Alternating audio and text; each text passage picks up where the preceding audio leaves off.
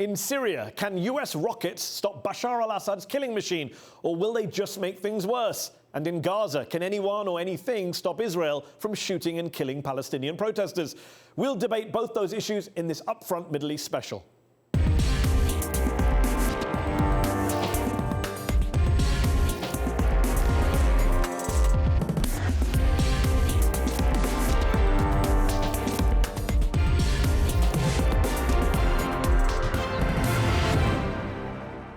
On April 7th, at least 70 Syrian residents of the rebel-held town of Douma were killed in a suspected chemical weapons attack, and hundreds more injured. The Syrian government is once again accused of carrying out the attack and has once again denied any responsibility for it. But Donald Trump, who now calls Bashar al-Assad a gas-killing animal, wants to take matters into his own hands. So, will military action by the United States deter the future use of banned chemical weapons? Or is the US president dragging the West into a new war with not just Assad, but with Russia and Iran? Joining me in the arena to debate this are Eli Lake, a columnist for Bloomberg View who specializes in national security matters, and Glenn Greenwald, the Pulitzer Prize-winning author and co-founder of The Intercept. Thank you both for joining me on UpFront. Glenn, let me start with you. When chemical weapons are repeatedly deployed in Syria, the international community, led by the United States, can't sit back and do nothing, can it? Right. So this idea that the United States or its allies have to engage in military actions for humanitarian purposes was a major part of the case of the Iraq War. Obviously, there were other arguments, but the idea that Saddam had gassed his own people, that he was suppressing his own people, that we were coming to liberate the Iraqis, that was an important part of the arguments lots of people were making back in 2002, 2003, and I don't think that turned out very well for the people we were supposedly trying to help. The same is true when it came time for the intervention in Libya. We claimed that we were going to help the Libyan people by freeing them from Gaddafi. We killed Gaddafi and then paid very little attention to what happened in Libya in the aftermath, which was even worse suffering, worse chaos, militia rule, the return of the slave trade. So I think the record of people who claim that the United States is going to drop bombs in order to bring happiness or protect people in the world is an extremely poor one. That's generally the excuse that's used for geopolitical motives that are really driving the war and not actually the real reason that it's being done, which in turn means that the results are often quite poor. But Glenn, a lot of Syrians who are opposed to Assad would say, we tried it your way. We tried the no US no-fly zone, no US assault on Assad, and hundreds of thousands of people are dead. So there's no point comparing it to Libya or other interventions because the non-intervention here still resulted in hundreds of thousands of dead Syrians. Yeah, I mean, that's always, a problem is that you can take a problem in the world that's really horrendous, as the civil war in Syria to any decent person obviously is, and then just immediately assume that you as a foreign country thousands of miles away are capable with your military of improving that situation because that's something that you want to believe. But oftentimes all you can do, the only options available to you are ones that make it worse. Well, I just think that's wrong. I think there are plenty of examples of times when American-led air power, such as the no-fly zone in northern Iraq between the two Gulf Wars, that first of all stopped a horrible slaughter of the Kurds, and second of all, it created the space for the creation of the Kurdistan Regional Government. Now, I wouldn't compare the Kurdistan Regional Government today in northern Iraq to Switzerland or France, but it's certainly better than almost all of the other alternatives in the region. And that was only possible because American air power was protecting that region from Saddam Hussein. Second of all, the comparison is a little bit off that Glenn makes, in my view, because the lead up to the 2003 war was really about the Iraq War from 2003 was really about enforcing the ceasefire that ended the 1991 Gulf War, which required Saddam Hussein to account for and dispose of his weapons of mass destruction. And part of the justification was that in the end of the Iran-Iraq War in 1989, Saddam Hussein had used chemical weapons against Kurds, yet again, in Halabja. But at the time, the U.S. policy was that Saddam Hussein was largely an ally, and it still sold grain credits to Saddam Hussein. So there really wasn't much of a moral leg to stand on. This is responding in the moment to a chemical weapons attack. It is not an isolated incident. It's not a one-off. We've seen chemical agent used in Skripal in the UK. We have seen Kim Jong-un use it to kill his half-brother. It is becoming, unfortunately, to use an important term of the moment, normalized. If you want to reverse that trend, Bashar al-Assad must pay a very heavy price. Ideally, I would like him to stand trial for his crimes against the Syrian people in a revolutionary tribunal after, a glory. But if that doesn't necessarily happen, someone needs to step in, because if it is perceived, that someone is the United States. Well, who else is it going to be? The United States still remains the leader of the world. If Glenn Greenwald would not like that anymore, that's fine. But if the United States does not do this, no one will. Well, let's ask Glenn Greenwald. So, first of all, I think it's an important point that was raised, which is that, Saddam Hussein used chemical weapons at the time that he was an ally of the United States, and yet the United States didn't go and punish Saddam Hussein for doing that, because the United States isn't driven by humanitarianism. They're not driven by opposition to chemical weapons. They're driven by geopolitical interest. And what we have here in the case of Eli, in the case of lots of people inside the Trump government, the reality is that they have a geopolitical side in the Middle East, and that geopolitical side is on the side of Israel, on the side of Saudi Arabia, their new ally, the new allies of the Israelis, and against Iran and against Hezbollah, and therefore taking out Assad is a way of putting the finger on the scale of the side that Eli is really on, which is the side of Israel and the side of Saudi Arabia, and hurting Iran, and humanitarianism is the pretext for doing that. Also, other examples like creating a no-fly zone in northern Iraq for the Kurds.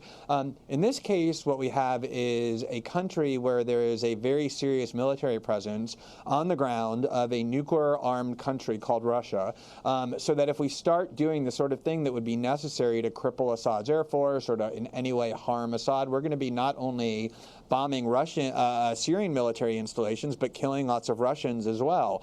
So what you're talking about is a serious risk of an actual hot war between two countries that have very deep-seated animosities going back decades, and thousands of missiles pointed at one another's cities with nuclear tips and archaic Cold War systems ready to be triggered at any moment. It's extraordinarily dangerous, the kind of thing that Eli is talking about, even though he's using very moderate tones to do it. The risks are enormous in terms of having this kind of turn into a conflagration that nobody is anticipating. Put the cuffs on me. I'm against the Iranians. Glenn is correct on that. And I fully say one of the reasons I'm against Iran and I'm against Russia at this point is because they have enabled, funded, and supported this ghastly humanitarian crisis, which can't be compared to anything that Israel or Saudi Arabia or Sisi in Egypt has done. And yes, there are, of course, Yemen is compared to Yemen. It can't even really be compared to Yemen in terms of the total cost and how long it's been, the use of chemical weapons and everything else. But more importantly, the alternative to the U.S. getting involved is not going to be they'll just play it out and it'll be fine. It's going to be a wider regional war, which we're already seeing. The Israelis do not want the Iranians to set up a base in Syria, and they're well within their rights. Neither does Crown Prince of Saudi Arabia, neither the Saudis, neither the Emiratis. So the one thing that maybe could prevent an even wider conflagration at this point would be an American presence in Syria, at least it is there already, to stay and to stop and to push back against the Iranians and the Russians. The question I have for you is, Glenn, is that why aren't you against them as well? Why do you think that they are equal belligerents in this particular contest with Israel and the United States, when I don't think that there's an argument there at all? The problem is, Eli, is that I don't think the message that you're claiming is going to be sent by having the U.S. attack the Assad government in this devastating way that would be necessary to really send the kind of message you're talking about. I don't think the message is going to be that's going to be received in the world is the message that you're claiming is going to be sent. Everybody knows that the U.S. has supported regimes in the past that use chemical weapons. Everybody knows that the U.S. right now is supporting Israel as they slaughter journalists and peaceful protesters on the border with Gaza, which is also a violation of the laws of war, that you don't seem very interested in sending a message that people aren't allowed to do that. Everybody knows that Saudi Arabia is deliberately bombing civilians and blocking medical care and medical aid to suffering children dying of all kinds of hideous diseases and starvation in Yemen, because we don't care about that, because that's our ally doing that. And that's the message that's going to be sent. Everybody understands outside the United States that the real reason for this military strike will be that Assad is an enemy of Israel, and the U.S. found an excuse to go and attack him. That's the only message that's going to be sent, and we're risking a huge war in order to go do that with a person who is commanding the armed forces, who people have spent the last year saying is unstable, is mentally unfit, has the onset of dementia, is purely driven by ego, has no moral limit. That's the person that we're going to be empowering to lead this extremely dangerous war with very little benefit in sight, and that's why I'm so opposed to it. Just deal with the charge that Eli made earlier. I just want to get your response to that you're soft on Iran and Russia. Why, was his question. I don't have a soft spot for Iran and Russia. I think that the governments of Iran and Russia are extremely authoritarian. I have nothing but bad things to say about both of those governments. But there are a lot of bad governments all over the world, including the closest allies of the United States. And I don't think we should go to war against countries because their governments are authoritarian. Otherwise, we'd be at war with most of our own allies. And let me put Glenn's point back to you, Eli, before we finish. Saudi Arabia has volunteered to be part of a coalition to help punish Assad, while it's also starving, blockading, bombing innocent people in Yemen. Do you not see a problem with that in the U.S. coalition? First of all, I think that the U.S. should and can use its influence with Saudi Arabia as an ally and more effectively to try to mitigate that situation. Second of all, I don't think that you can necessarily equate the rampage of the Iranians in the region, or for that matter, Russia, which has acted like a nuclear-armed rogue, now really going on more than a decade, to American allies, as imperfect and flawed as they are. And finally, I just don't think that the argument, I think what this is really like an argument. It's been described as one of the biggest humanitarian crises. When you say imperfect and flawed, it sounds like, to take your language with Glenn, it's just a flaw. It's a little imperfection. No. Right, it's like a typo. It's just the Saudis aren't perfect. That's all. They're just not, they have some flaws. The big difference here is that in terms of raw political reality, is that the Iranians are responsible for the roadside bombs that have maimed and killed in excess of 2,000 Americans in Iraq and Afghanistan. They are a sworn enemy. They had a rogue nuclear program. What were the Americans doing there? What were the Americans doing in Iraq? Hold on, wait a second. What were the Americans doing in Iraq? What were the Americans doing in Iraq? Training an army, protecting a government that was elected, and helping killing them write a constitution? I mean, I'm sorry, Glenn, try that on someone else. You're basically saying that America, because of its flaws of its allies, does not have any justification to ever act. I think that Syria is the refutation of that, because we're watching the consequences of non-intervention there, because we feel bad that we made mistakes before. And I just think we're through with that. We have to move on. Glenn, last word, very briefly. The United States hasn't had a policy of non-intervention in Syria. It has armed the Syrian rebels to the tune of $1 billion a year, not enough to overthrow Assad, but just enough to keep the war going. So the United States has played a big role in the events in Syria thus far. I don't think they're going to solve the problem under Trump. We'll have to leave it there. Glenn Greenwald, Eli Lake, thank you so much for joining me in the arena.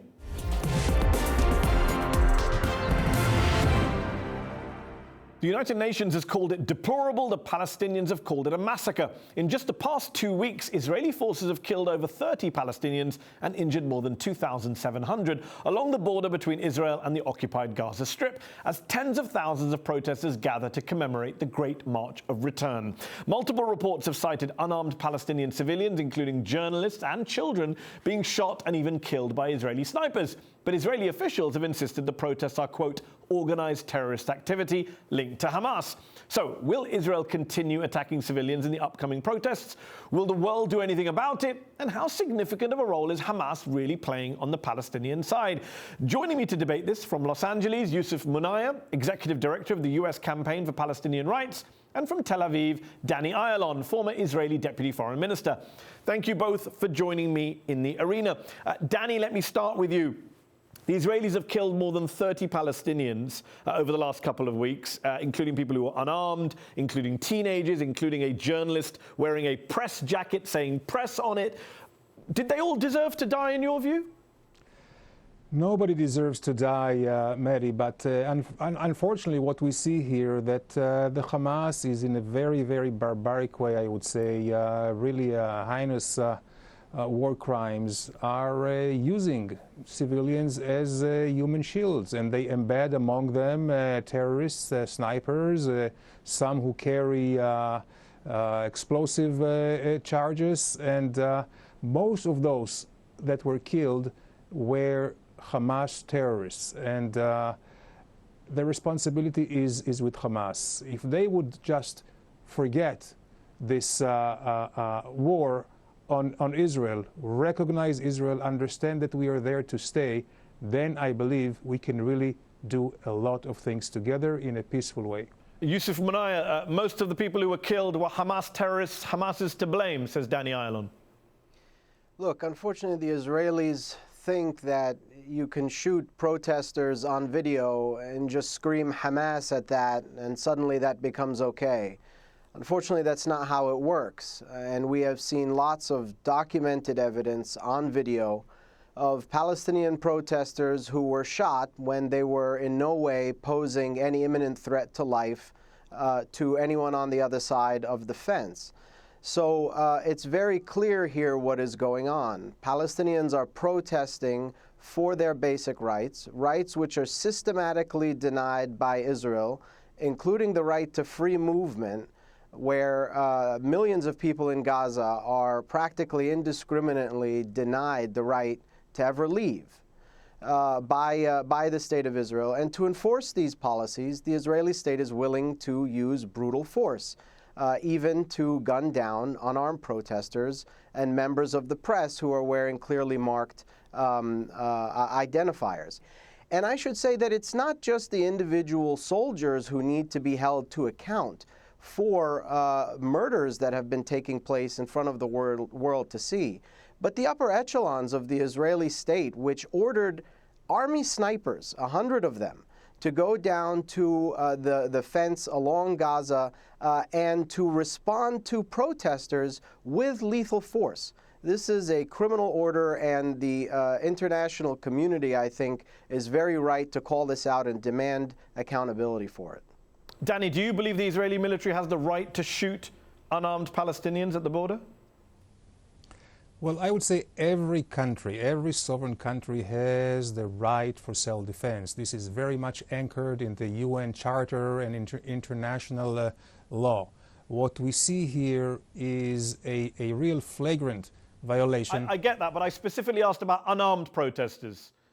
Unarmed protesters have not been shot. And again, I want to specify this here. That's just demonstrably false. I mean, I hear That's all just this criminality. The criminality is Hamas. It's documented Israel, we have to on remember. video. I would ask you, why is Hamas killing its own people? Don't is ask me Hamas questions. Don't ask me sending them in questions. Just arms answer way the simple to, question that was infiltrate put to you. into Why our are soldiers territory? in the Israeli well, you army ask me. being ordered to shoot unarmed protesters? Okay, let me ask you this, Danny. Let me go back to my original question, Sure. and then we'll ask Yousef a question about Hamas. Okay. Unarmed protesters, you say Israel hasn't killed. We have seen on video people fleeing in the opposite direction with no weapons on them being shot. I've seen it myself. What do you say to people like me who have watched videos of people running away from the fence being shot by Israeli snipers? What's your response, just specifically on that?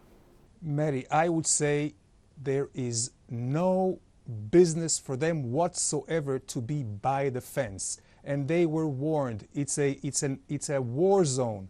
You do not send individuals and civilians into war zone. And I can tell you, most of the people, if not all of them, were sent there and were forced there by Hamas. We also can see in the videos how Hamas terrorists are sending them. They wanted 1 million people march. They got only 20,000. And even those have been forced to do that. The issue of Gaza is much bigger than just this criminal march of the Hamas. It is that Israel left Gaza altogether 13 years ago, left infrastructure, greenhouses for the Gazans in the belief that peace can come through. Yousef, respond to that point that Israel left Gaza, and also deal with the point that these protests have been at least partly, if not fully, organized by Hamas, have they not? Even one of the journalist activists, Ahmed Abu Atima, says, yeah, we invited Hamas in to help us with logistics, with media coverage, with moral support. So deal with both of those points that Danny's raised. Mehdi, I think it's quite revealing that in response to the question about why the Israelis are caught on video shooting unarmed protesters, the response that we get is that the protesters shouldn't be protesting, as if to justify the shooting of unarmed protesters. And I think your viewers can clearly see that this is an attempt to justify what is clearly murder. Palestinians have a right to protest. They have a right to protest anywhere that they want if they do so peacefully. And many of these protesters were gunned down on video while not posing any imminent threat to the life of the Israelis. It was Israeli soldiers that did this, not Hamas. It was Israeli soldiers acting on the orders of the Israeli government, not Hamas. You simply cannot keep blaming Palestinians every time you kill Palestinians. It's unacceptable. As far as whether or not the Israelis left Gaza, they routinely enter Gaza's airspace, its sea waters, and fire into Gaza anytime they want.